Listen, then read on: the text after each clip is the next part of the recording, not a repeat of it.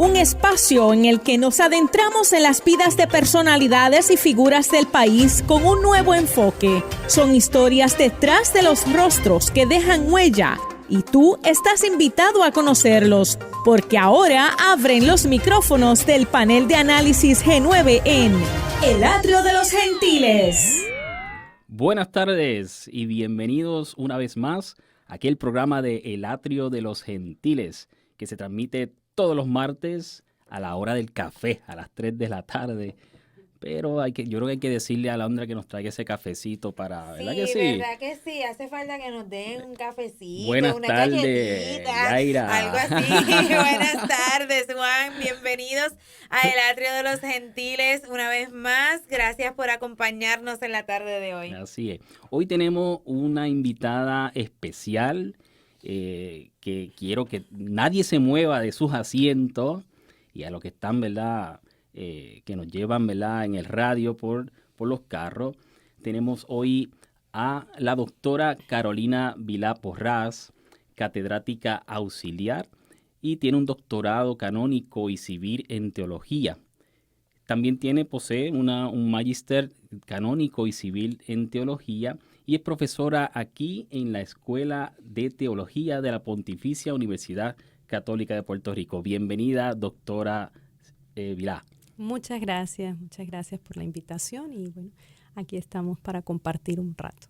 Qué alegría que esté acá con nosotros. La verdad que hemos intentado en varias ocasiones, pero los caminos de Dios son así. Quería que fuera presencial, que estuviéramos aquí en la estación de radio y poder grabar este programa. Bueno, pues entonces, comenzando, hablábamos fuera de los micrófonos de una manera muy interesante, que es natural de Venezuela, pero estuvo muchos años en Colombia y que ahora se siente puertorriqueña. Así que bienvenida a nuestra isla. ¿Cómo ha sido ese proceso de aculturización y de acostumbrarse acá a Puerto Rico? Pues mira, yo te respondo esa pregunta con otra pregunta que me hicieron y a la cual respondí así. Me preguntan qué es lo que más me ha gustado de la isla. Y mi respuesta ha sido la gente. Ay, qué rico. Y ha sido porque de verdad me he sentido sumamente acogida, digamos, en la riqueza que yo puedo ofrecer, pero también en lo que yo puedo recibir, digamos, de cada uno, ¿no? Y cada quien se muestra, ¿verdad?, con su autenticidad. Yo creo que eso ha sido como parte de ese compartir con la gente, ¿no? El acogerlos como son y también ellos, pues, hacer lo mismo conmigo. Qué alegría. Sí. Para nosotros es una bendición enorme que esté acá en nuestra isla y sobre todo en la universidad. Y que nos vean así, ¿verdad? Así, externo. ¿verdad? Que sea proyección. Muy bien. Yo le pregunto, doctora, ¿de dónde surge la inspiración, ¿verdad?, diría yo, para estudiar teología? Sí, bueno, esa pregunta, digamos, tiene una historia. Vamos a tratar de ser breves, pero... No, los micrófonos son suyos. Este es el Atrio de los Gentiles, así que en confianza. Inicialmente yo pues me sentí llamada a seguir al Señor y a través de la vida religiosa. Okay. Y respondiendo a este llamado ya en el noviciado, tengo experiencias de pastoral con la gente y todo esto. Y en ese caminar me doy cuenta que las personas tenían muchos vacíos, había mucha confusión, había mucha falta de conocimiento al respecto de Dios. Y no solamente eso, sino que ellos fueron espejo para mí. Y entonces yo estaba también en la etapa de formación y decía, bueno, de aquí a 1 año, 2 años, yo tendré que decidir qué carrera voy a estudiar por la congregación en la que estaba. Me iban a pedir, bueno, ¿hacia dónde te orientas? Uh-huh. Era una congregación, o es una congregación más orientada a la pastoral educativa. Sin embargo, yo viendo todos estos retos desde el punto de vista de la teología, yo me dije, pues esto me está inquietando bastante, ¿no?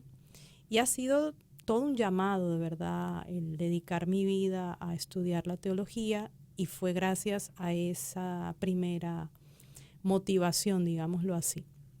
Entonces, inicié mis estudios cuando me hicieron la propuesta de qué quería estudiar. Tampoco fue fácil porque pues en la congregación solamente hasta el momento que yo tenía que dar esa respuesta había 2 teólogas, hablando de una congregación de 230 personas. Entonces yo iba a ser como la tercera nada más. La mayoría se había dedicado al campo educativo y bueno, ya eso no fue tan fácil, ¿no? Pero yo, digamos, dije esto es. Y estos estudios iniciaron en Venezuela y allí primero había que hacer la filosofía, previo a la teología. Entonces por allí empezó todo, primero un camino filosófico, luego teológico y pues nada, por aquí andamos ya después de un poco de años.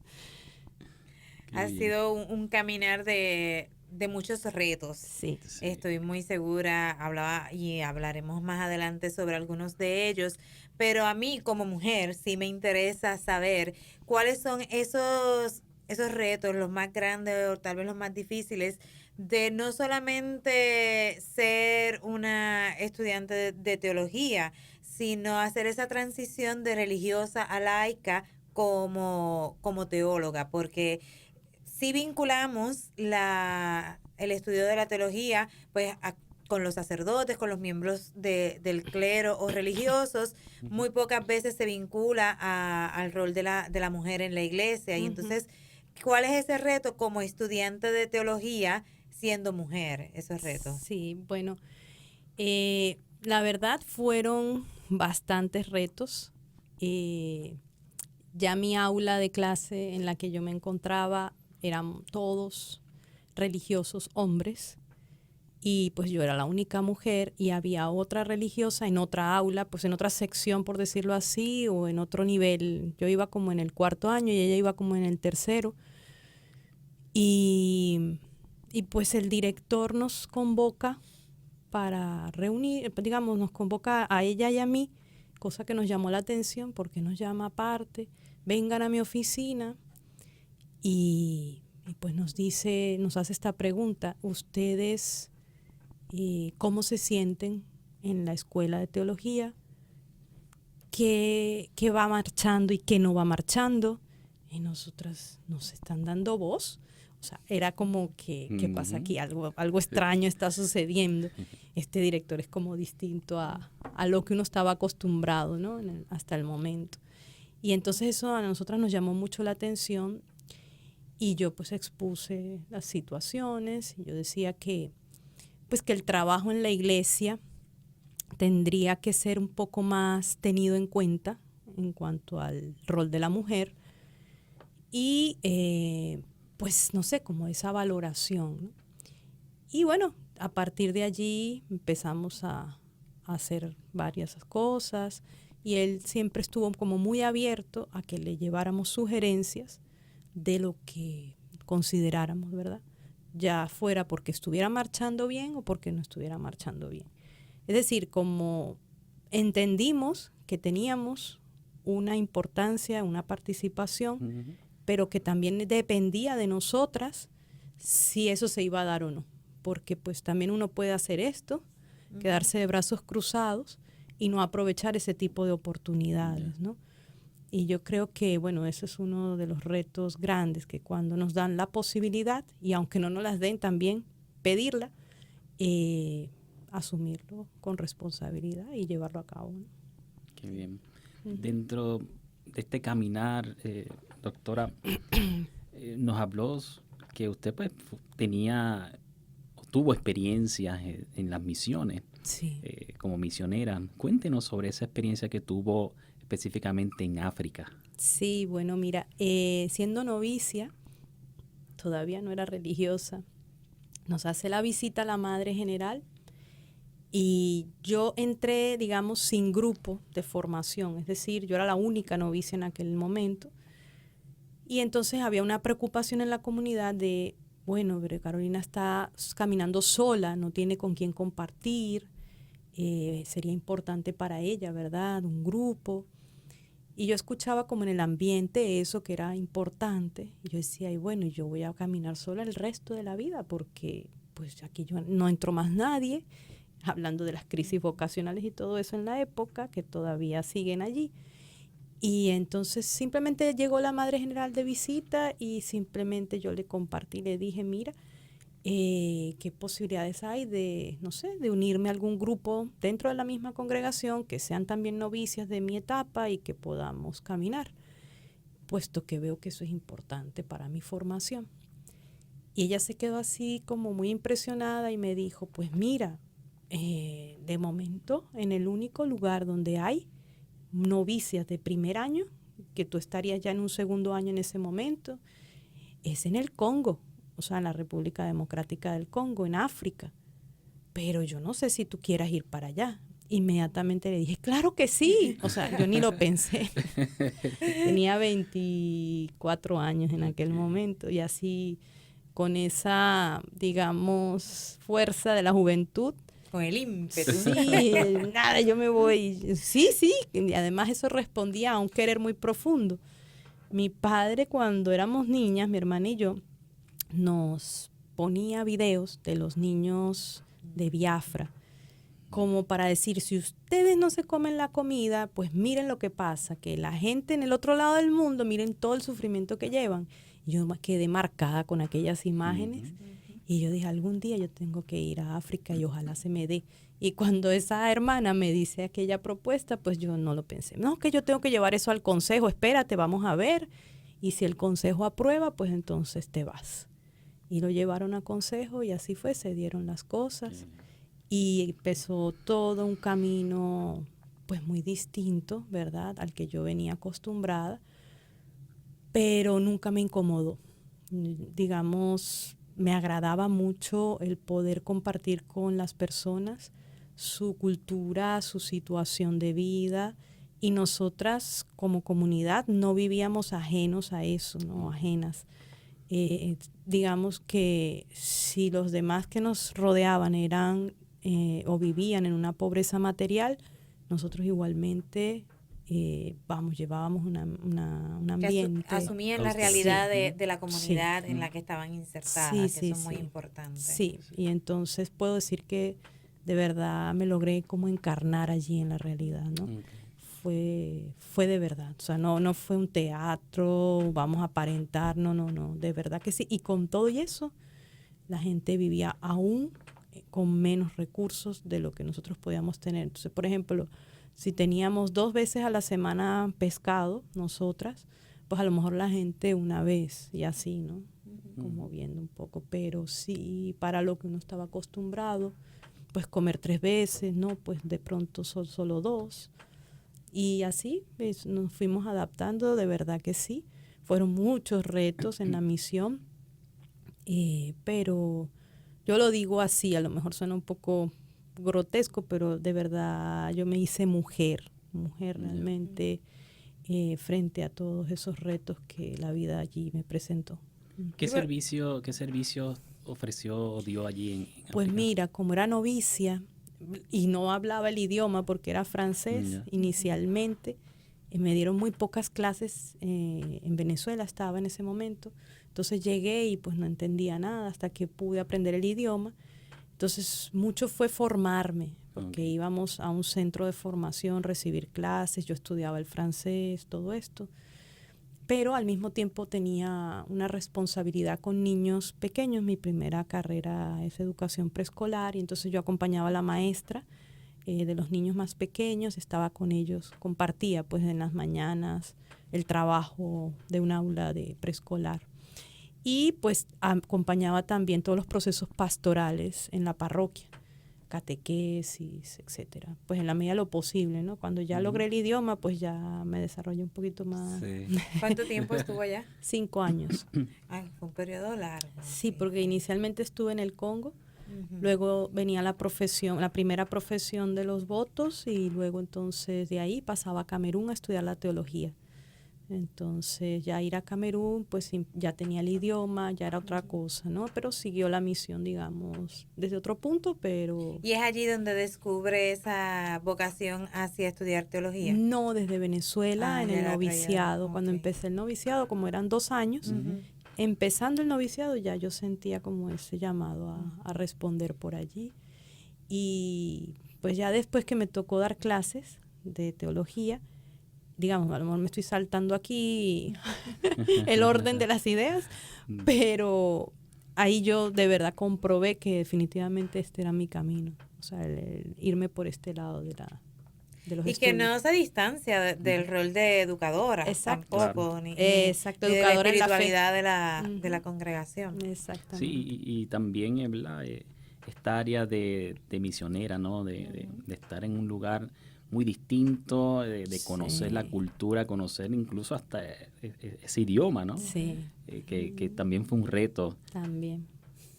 Diría yo. Sí, y con esos mismos retos vinieron también otros en ese proceso de insertarse en la cultura, porque a veces no estamos preparados físicamente para los retos que el ambiente nos propone o nos trae frente a nosotros. ¿Qué experiencia vivió en ese respecto? Pues mira, como te digo, yo tenía mucho ímpetu, ¿verdad? De la juventud, mucha fuerza, pero mi salud se empezó a ver afectada por varios sucesos allí, justamente del entorno, ¿no? Allí hay un mosquito que produce, pues, al picarte, lo que se llama la malaria o el paludismo. Y pues me dio repetidas veces, pero ya estando en Camerún. Y pues ese parásito que se aloja en la sangre tiene un riesgo, y es que si avanza, llega al cerebro y bueno, pues uno puede perder la cabeza, la vida, etcétera, ¿no? Okay. Tuve que ver mucha gente morir de esta enfermedad, o sea que yo no estaba ajena a que eso pudiera ocurrir. Y el reto también de cara a la muerte, o sea, era constante, todo el tiempo era un cuestionamiento: ¿será que mañana me toca a mí? Pues no sé, porque morían bebés de 1 mes, 3 meses, 6 meses, 1 año, adultos, jóvenes, ancianos, de todo tipo de edad, ¿no? Y cuando uno preguntaba, bueno, ¿y qué pasó? ¿De qué se murió? Paludismo o malaria. Entonces era como siempre una tensión, ¿no? Y definitivamente, pues sí, mi salud se vio bastante debilitada, y ahí fue que ya tuve que tomar, también por recomendación de la madre general de la comunidad: mira, vete pensando salir de aquí y te queremos llevar a Colombia, porque pues si sigues aquí te puedes morir, literalmente. Entonces yo les decía, pero déjenme terminar la teología. Yo decía eso. Sobre todo porque en América Latina, que te reconozcan estudios sin terminarlos, donde quiera que los estudies, es muy complicado. Que la homologación, convalidación, que esto. Entonces al final me iba a tocar empezar de cero. Yo decía, al menos que me reconozcan lo que he hecho como titulación. Y me quedaba 1 año justo para ya terminar, y ese fue el peor año en que me enfermé. Entonces ella casi que me lo dijo: vámonos de aquí, porque yo no quiero mártires en la congregación. Así mismo me lo expresó. Mira cómo se enfermó fulana de tal, o sea, otra hermana antes que yo, que se había enfermado muchísimo, estuvo al borde de la muerte. Entonces yo le dije, no, pero déjame terminar la teología, por favor. Y yo empecé el curso de ese último año sin poderme poner en pie de lo enferma que estaba, debilitada totalmente. Y sin embargo dije, no, yo tengo que poder. Y así terminé mi año. En mayo volví a recaer otra vez, y yo terminaba a finales de mayo, como termina casi todas las universidades. Yo decía, Dios mío, no puedo, tengo que terminar. No, 1 solo mes he podido terminar, me falta, tengo que acabar esto. Y lo logré finalmente. Bien enferma, pero lo logré. Y ya ni siquiera el título esperé yo, que me lo manden por correo, por donde sea. Yo salgo disparada. El día presenté el examen, el viernes, y el domingo estaba montándome en el avión para irme. Y así fue. Sí, hay veces que pues, uno propone y Dios dispone, como dice el dicho popular, y la salud de uno, la integridad física de uno tiene que tomar prioridad sobre otros deseos que tengamos. Y de esta manera, pues entonces se da el proceso también de transición regresa a Colombia y posteriormente a Puerto Rico, donde sigue su función como educadora, pero de eso podemos hablar después de la pausa. Claro. Regresamos en breve a El Atrio de los Gentiles. Muy bien. El Atrio de los Gentiles. Regresamos a El Atrio de los Gentiles. Nos visita en la tarde de hoy la doctora Carolina Vila Porras, catedrática auxiliar de la Escuela de Teología aquí en la Pontificia Universidad Católica de Puerto Rico. Hemos tenido un primer segmento sumamente entretenido conversando sobre ese proceso de formación, de vocacional también, de discernimiento, de sus experiencias misioneras a África, y entonces regresó a Colombia. Sí. ¿Qué pasó en Colombia luego de regresar? Colombia. Pónganos al día del chisme. El update. El update. Sí, bueno, no, en Colombia pues llego a iniciar estudios de maestría y a trabajar en el colegio, dando clases de educación religiosa escolar, en todo lo que llaman ustedes escuela superior, ¿cierto? Sí. Sí. Y bueno, inicio mis estudios, todo esto, la vida comunitaria, pero mi cuerpo como que no terminaba de arrancar. Yeah. Bueno, porque me dieron 3 meses de vacaciones para Venezuela, a mi casa, y yo me la pasé fue durmiendo porque no tenía fuerza. Estaba muy débil. Sí, estaba muy mal. Me pusieron a tomar un tratamiento para subir el sistema inmunológico, pero más vida y más fuerza tenía mi abuelita con casi 90 años que yo misma, ¿no? Y entonces yo decía, wow, esto no puede ser. Que pase yo hasta 4 horas en una tarde durmiendo, aquí algo está fallando, ¿no? Y pues en esas condiciones, pasados los 3 meses, igual tuve que irme porque pues estaba respondiendo a la misión que me habían encomendado. Y yo empecé a ver que yo daba una clase y terminaba pero sumamente agotada, yo no podía estar en pie, yo decía, ay Dios mío, ¿yo cómo voy a hacer aquí? Y pues los horarios eran bien fuertes, ya desde las 4:30 en la oración, con las hermanas en la vida comunitaria, etcétera. Pero pues vinieron más retos. Al pasar ya un año, me piden desde una universidad para dar clases. Entonces ya dejaba el colegio, iniciaba la universidad y tenía que seguir estudiando la maestría. Pero mi cuerpo seguía como, ¿sabes? No se terminaba de recuperar. Yo decía como que esto se me va a quedar así, parece. Y finalmente tuve que empezar un proceso de discernimiento porque yo veía que no podía responder como yo quería y como se estaba esperando que respondiera a la misión encomendada. Uh-huh. Entonces, pues ya requería otras cosas. Si yo quería dormir, no podía. Y no era que quería porque quería, sino porque definitivamente el cuerpo lo necesitaba. Y ya tomé entonces la opción de empezar a mirar una vida laical, ¿verdad? Aunque siguiera mis estudios, ya al ritmo que el cuerpo mismo me lo permitiera, ¿no? Entonces, bueno, ya yo tenía votos perpetuos inclusive. De hecho, yo los había hecho en África. Y fue como 4 años posterior a eso que yo finalmente tomé la decisión. Bueno, la discerní, la oré y salí para poder justamente llevar un ritmo distinto al que se me exigía dentro de la comunidad. Sí.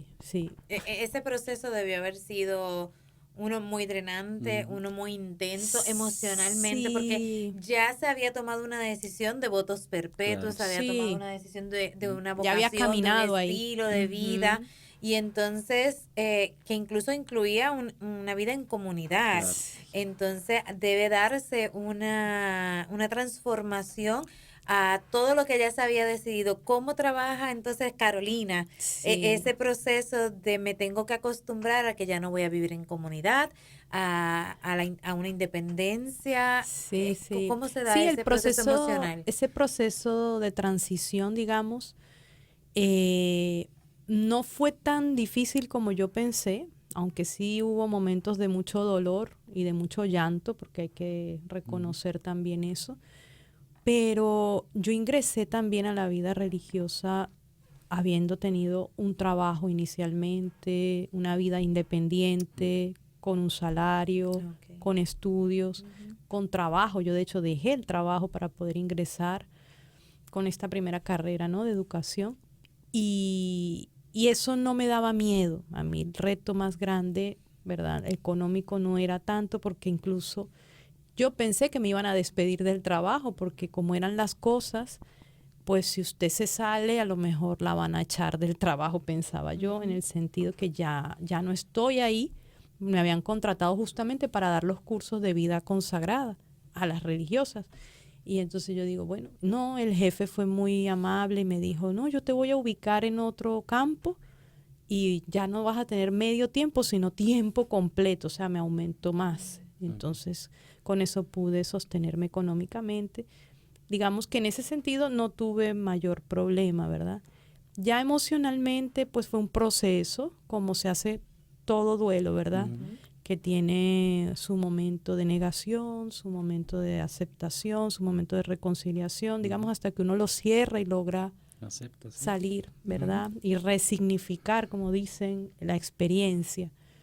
Entonces, la teología fue, digamos, el recurso, yo creería, pues la vida de oración, obviamente, la vida espiritual, el camino y el crecimiento espiritual que había llevado hasta el momento, los que me sostuvieron, ¿verdad?, para continuar y darle un nuevo nombre a este camino en el que estoy.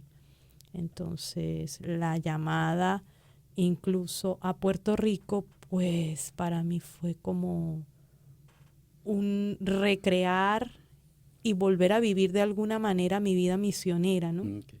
Sí, entonces como muy agradecida con Dios porque, no sé, pues sí, en Colombia es también tierra de misión, pero hay mucha gente también ya trabajando allí y como que a veces sobramos, como que decía Santo Domingo de Guzmán, que también eso es un texto bíblico, ¿verdad? El trigo amontonado se pudre. Entonces él decía que iba a mandar a sus frailes de 2 en 2 porque si no se podía podrir el trigo, ¿no? Okay. Que había que esparcirlo. Entonces yo siento que el Señor hizo eso conmigo, o sea, de alguna manera todos amontonados allí, lo que íbamos a hacer era eso, ¿no? Y conmigo, pues bueno, vamos a oxigenar un poco esto. Es talento desperdiciado. Sí, entonces yo por aquí creo que puedo hacer muchas cosas. Desde lo que pues se me vaya pidiendo, ¿verdad? Y creo que también hay una mayor necesidad, no sé, de pronto es una lectura que hago y quizás eso hace también que uno se sienta muy acogido y también uno acoja mucho todo lo que llega, ¿verdad? En el sentido pues positivo de la expresión. Qué bueno, qué lindo. Cuando habla de Puerto Rico, ¿qué motivó la mudanza a nuestra Isla del Encanto? Bueno, aparte de la llamada, ¿verdad? Exacto. Pero este proceso de decidir, espérate, sí acepto, me voy. Sí. Bueno, mira, yo tuve la oportunidad de venir de visita simplemente, ¿verdad? Antes de tomar la decisión y eso me permitió comprender un poco, no mucho, pero algo de a dónde voy, ¿cierto? Bueno, pues porque uno dice la Isla del Encanto, pero vamos a ver cuál es el encanto real. Si así se llama. Sí. Y como les dije al principio, la gente fue, digamos, la que me conquistó, vamos a decirlo de esa manera, con su acogida, con su calor humano, con su recibimiento, con sus atenciones. Por ejemplo, para decirles brevemente, no es tan fácil que una persona abra las puertas de su casa en cualquier parte del mundo, ¿no?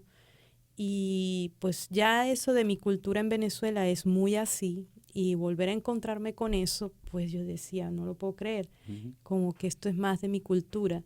Y otra cosa, por ejemplo, aquí hay muchos términos, muchas palabras. Yo digo, ¿pero se copiaron de nosotros o nosotros nos copiamos de ustedes? ¿Qué pasó aquí? Que vienen de Venezuela o que ustedes de alguna manera por la historia, ¿no? Trajeron algunos venezolanos que vinieron aquí, pues entonces en su época dejaron todos esos términos por acá. Y pues obviamente que a nivel natural tienen una gran riqueza. He podido conocer algo de la isla y me parece encantadora. No sé, creo que tienen mucho para dar y bueno, yo no sé si yo tenga tanto para dar, pero pues aquí estoy disponible para lo que puedan necesitar. Con la ayuda de Dios. Sí. En el área, especialmente norte de la isla, hay mucha influencia venezolana en Puerto Rico, incluso en las culturas, en las tradiciones, en algunas fiestas que se celebran en el área norte de la isla. Así que nosotros nos sentimos también muy agradecidos de que haya dado ese sí, de que haya optado por venir a nuestro país y compartiendo en este proceso. Y entonces ahí entramos a la faceta educativa, porque viene acá a dar clases, a preparar cursos en una facultad que es predominantemente masculina. Eso es una realidad, uno de los retos. Así que, ¿qué cursos está ofreciendo acá en nuestra institución y a qué nivel? Bueno, yo he sido contratada para trabajar en lo que llamamos el área sistemática de la teología. Está el área bíblica y está el área también de la praxis, ¿verdad? Eclesial. Entonces, a mí me piden venir para el área sistemática, de teología sistemática, y específicamente estoy trabajando en este semestre con el curso de Sacramentos 2, que incluye Sacramento de la Reconciliación, o conocido como el de la penitencia o confesión, unción de los enfermos, también incluye ese Sacramentos 2, y estoy también dando lo que se llama Teología de la Praxis Eclesial en este momento. Sin embargo, pues me han dicho que cada semestre, dependiendo también de las necesidades de los estudiantes, de aquellos que se van a graduar, etcétera, pues pueden ser otros cursos, no que van a ser siempre los mismos, ¿no? Entonces, pues estoy en esa adaptación también de preparación, de preparación de cero, porque a veces, digamos, en mi experiencia laboral previa, pues he estado en otros campos, en el bíblico, en el de praxis, y ahora el que faltaba era entonces ahora estoy en sistemática. Quiero entender un poco qué corresponde el área sistemática. Sí, el área sistemática habla de todos los tratados, ¿verdad?, de la teología. Por ejemplo, el tratado de la gracia, el tratado de la creación, pues lo que llamamos la antropología teológica incluye todo esto. El tratado o todo lo que se dice sobre el pecado, ¿verdad? También lo que es el tratado sobre Cristo, la cristología, el tratado sobre María, mariología, el tratado de la iglesia, la eclesiología, soteriología, y así sucesivamente, digamos, podríamos seguir nombrando, que ponen, como la palabra lo dice, de manera sistemática, organizada, ¿verdad?, todos los conocimientos teóricos al respecto, digamos, pues de ese tema o de ese asunto en particular. Por ejemplo, si hablamos del tratado de cristología, entonces todo lo que se conoce, se ha investigado, ¿verdad?, se ha estudiado, se ha profundizado al respecto de Cristo, se sistematiza, y entonces a partir de allí pues uno puede ofrecer la cristología, que si nos pudiéramos ir a la etimología de la palabra, pues entonces Cristo, logía, logos, viene de discurso sobre Cristo, ¿verdad?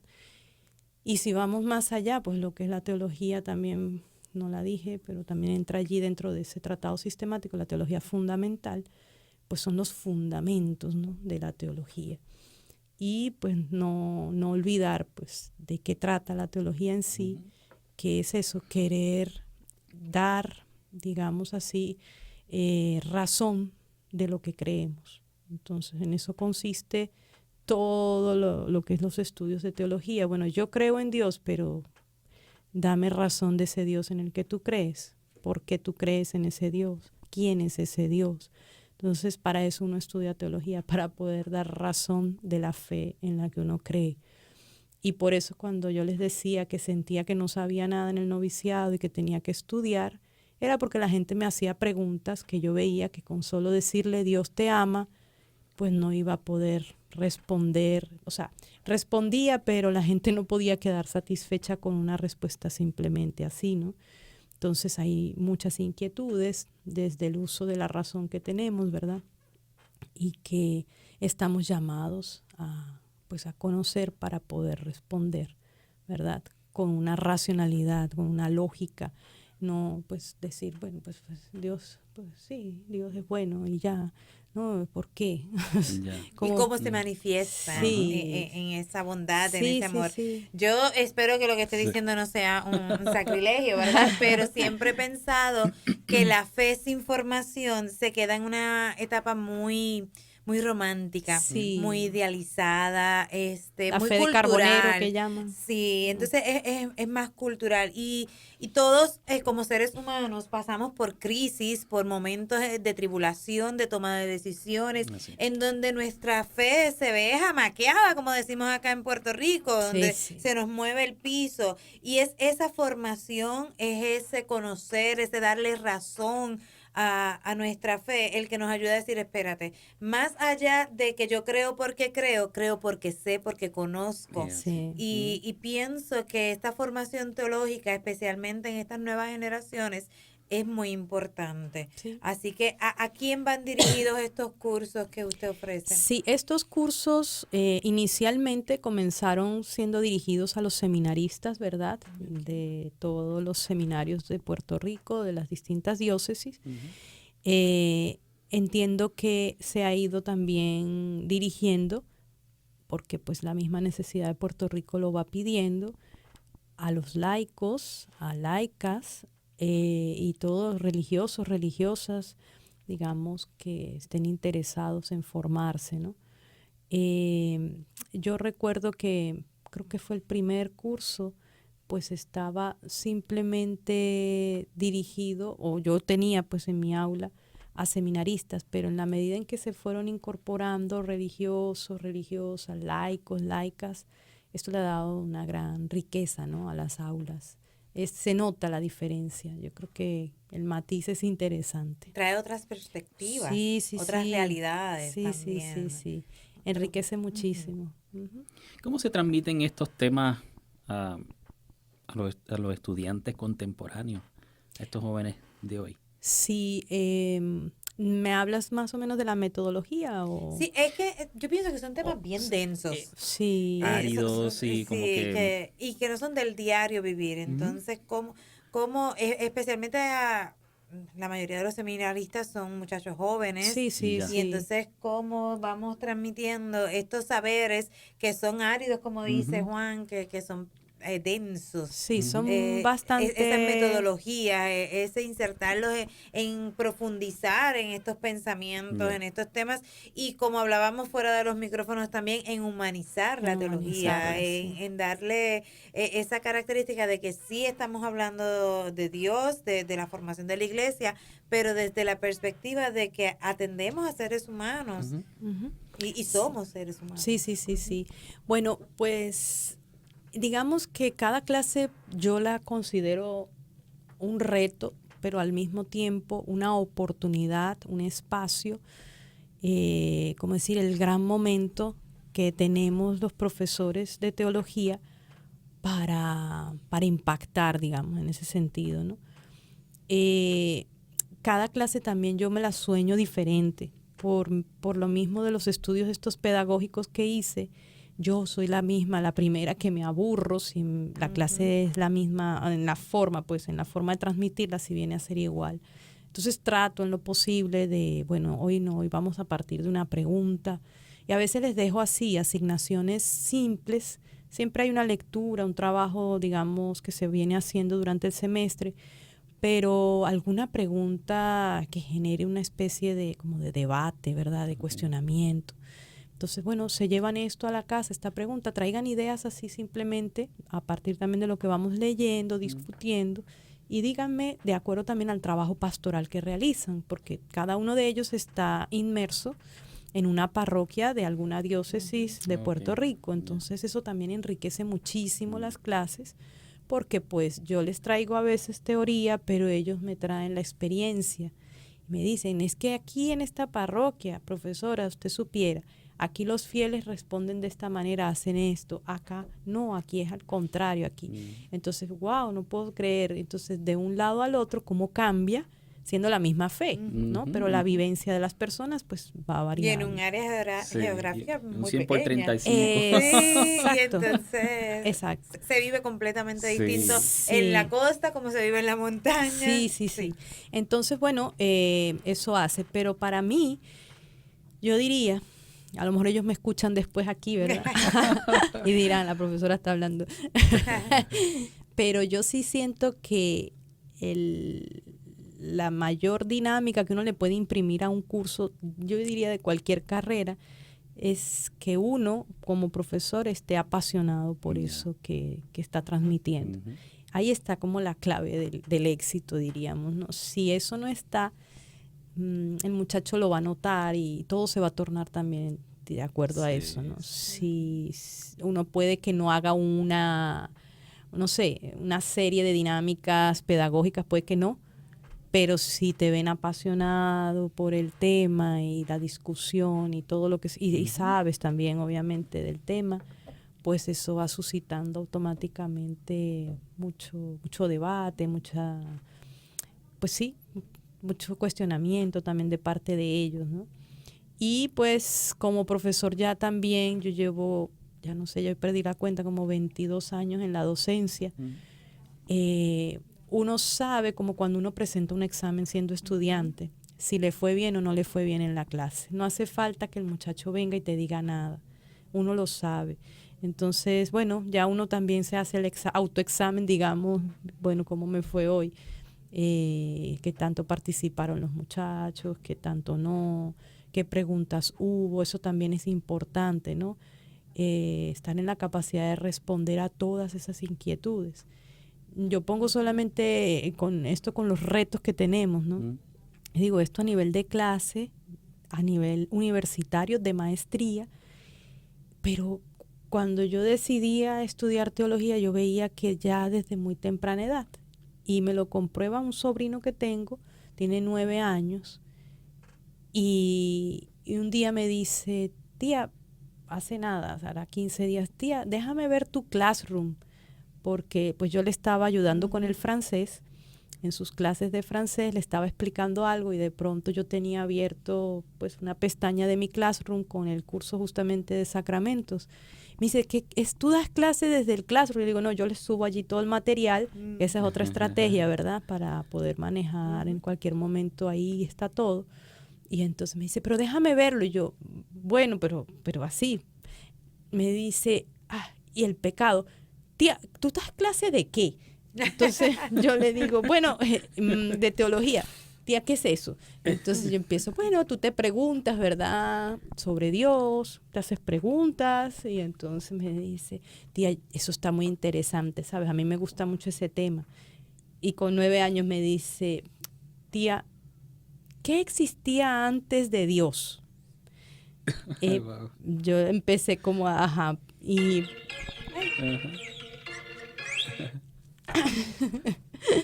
Y entonces, ¿qué existía antes de Dios? Y empezamos a dialogar allí.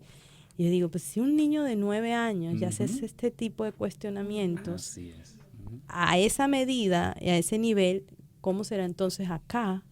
¿Verdad? Y así tienen también que ir en esa tónica, preparadas las clases, de manera que no sea simplemente un repetir aquí conceptos y memoricen, sino que vamos a sacudir el piso, vamos a sacudirnos y obligarlos a profundizar en sí, esos yo a veces temas. me detengo y yo les digo, yo me prometí que hoy no iba a hablar mucho, pero no volví a cumplir el compromiso, entonces, pero pues quedó el tema ahí que lo profundizamos y reflexionamos y dijimos y todos se expresaron, entonces creo que va por ahí, esa posibilidad que el estudiante se haga partícipe también de la reflexión, no solamente que reciba, ¿verdad?, como un recipiente vacío, sino que se ponga en ejercicio de diálogo y de profundización a través del cuestionamiento, y que sea un agente activo dentro que construya el conocimiento, que no todo lo sabe el profesor, que sí el profesor da orientaciones, pero que él también está llamado a participar, a poner de su parte, digamos. Yo creo que esa es la clave, ¿no? Yo creo poner la pasión sí. en lo que uno ofrece. Sí. Esa es la clave. Sí, y reinventarse, porque romper la monotonía, romper también los paradigmas y exponer a los estudiantes a que construyan ese conocimiento, a que desarrollen el pensamiento y a que profundicen sobre unos temas en los que a veces nos quedamos someros, nos quedamos superficiales y hay que profundizar. Bueno, pues ya no hay tiempo para más. Se nos acabó. Qué sonido tan triste cuando se acaba, porque ahora era que habíamos cogido vuelo. Así es. Así que agradecemos a la doctora Carolina por su disponibilidad y a todos los que nos están siguiendo por Católica Radio y todas las plataformas de la Pontificia Universidad Católica. Así que muy buenas tardes a todos y nos veremos en el próximo capítulo de El Atrio de los Gentiles. Buenas tardes. Muchas gracias. Hasta luego. Intégrate a la mesa y descubre las vidas de los gentiles. Comunícate con nosotros a elatriodelosgentiles@pucpr.edu. Queremos saber de ti. El Atrio de los Gentiles es una producción de la Pontificia Universidad Católica de Puerto Rico.